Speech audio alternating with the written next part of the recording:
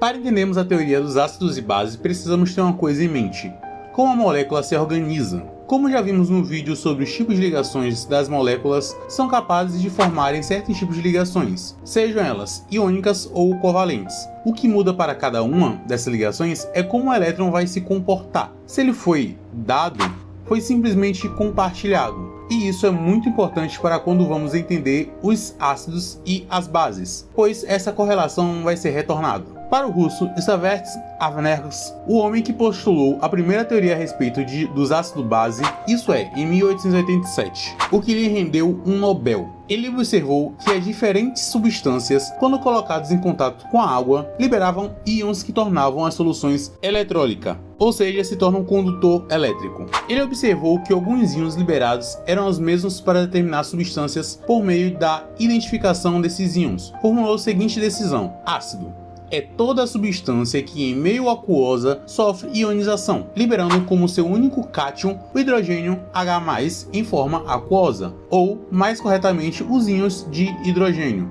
como por exemplo H3O+, no meio aquoso. Base é toda substância que em meio aquoso sofre dissociação iônica, liberando como um único ânion a hidroxila, ou seja, OH-, em forma aquosa. Os cientistas também perceberam que os ácidos e bases podem se formar em outros meios que não seja aquoso, sendo a criação de ácidos e bases não limitadas a somente a formação de água. A teoria do dinamarquês Prosted Lover foi criada em 1923, a que se baseia na transferência de prótons, que é íon de hidrogênio, OH+, no meio aquoso, entre ácido e base. Ácido é toda espécie química capaz de doar um próton. Base é toda espécie química capaz de receber um próton. Para melhor entendimento, a base é a molécula que perde elétrons, então fica positivo, e para quem ganha, basicamente recebe um elétron, ou seja, fica negativo. E a última teoria é criada por Gilbert Neilson